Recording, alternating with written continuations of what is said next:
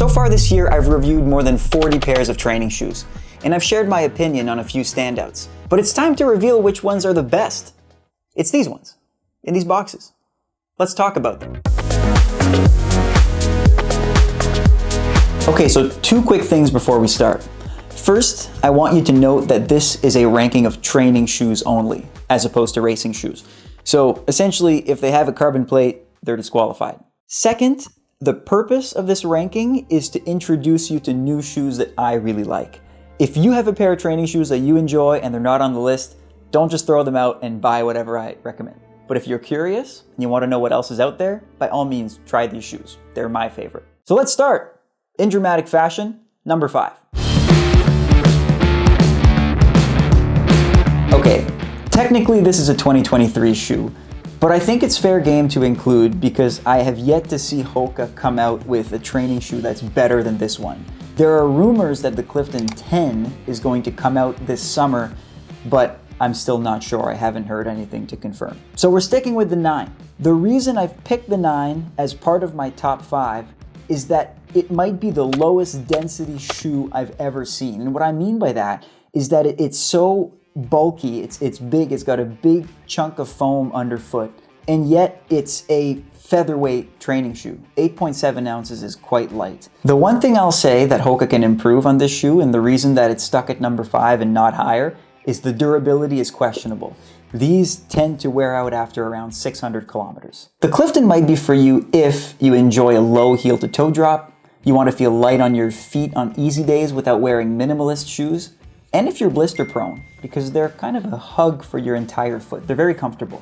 The Clifton might not be for you if you expect to get more than 600 kilometers out of your shoes, and also if you like a tall toe box.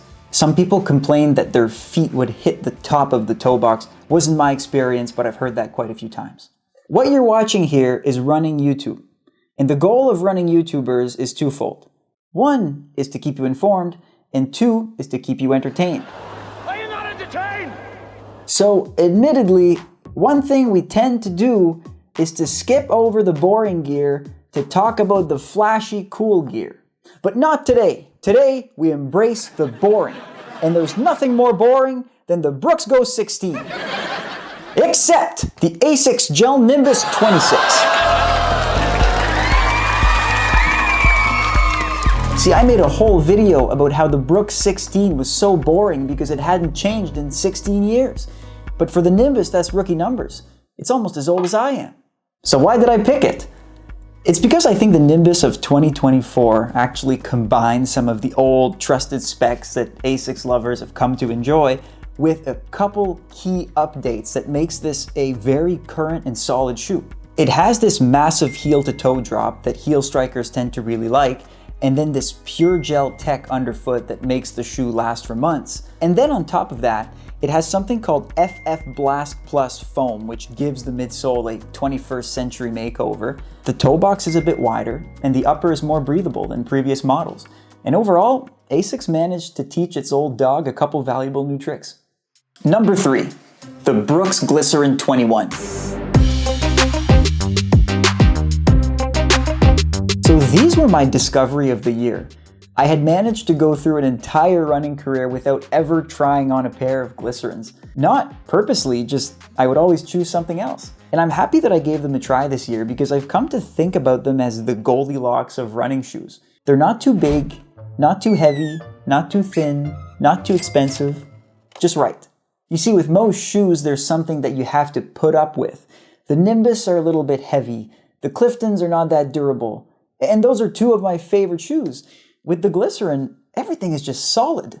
What I like about it is that Brooks essentially took the mold of a traditional training shoe with a modest stack height and then gave it a little bit of a new agey makeover.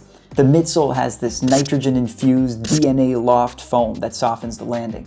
The Glycerin might be for you if you like cushioning but not that high off the ground feeling, and if you're looking for sturdy training shoes that are not totally heavy. And you might want to stay away from the Glycerin if you like low drop shoes, and also if you like that hard bounce off the ground feeling that you get with, for example, On shoes. These are softer, they offer a plush landing. Number 2, the New Balance Fresh Foam 880 V14. So the 880 gets the redemption prize this year because I think it's finally done going through its identity crisis. So I wore 880s my whole life. I have many old pairs, they took me through college, but in the last few years I was walking away from them because they were starting to feel a lot heavier around the heel. They were somewhat losing their appeal as a sturdy but also lightweight trainer. And this year, New Balance really hit the mark. What they did is they made that Fresh Foam X midsole a whole lot more compact and got rid of some of that extra rubber on the outsole. And overall, that results in a shoe that's 1.5 ounces lighter. Now that doesn't sound like a lot, but in the world of shoes, that's massive. It results in a much lighter shoe than the Glycerin or the Nimbus, and it's become my return to running after injury shoe because it just feels so natural on my feet. The 880 V14s might also be for you if you're a midfoot striker like me, and also if you value lightweight trainers. Meanwhile, you might want to stay away from them if you're a heel striker because you might feel like you need a little bit more support. And also if you expect to run more than 1,000 kilometers in these shoes. They tend to wear out for me after around 700 or 800 kilometers. Okay, we're out to number 1. Let's get a drum roll. We have the Nike Invincible Run 3. Big asterisk here. I want to take a second to talk about Nike feet.